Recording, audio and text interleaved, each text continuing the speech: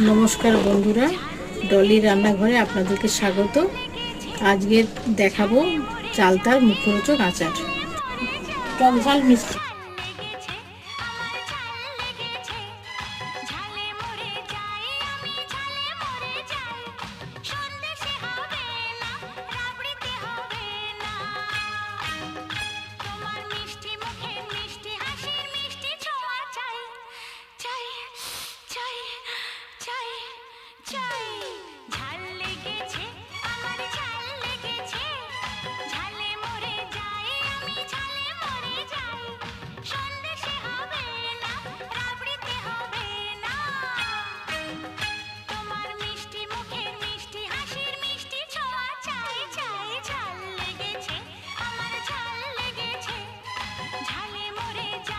কিছু নেই, এটাই।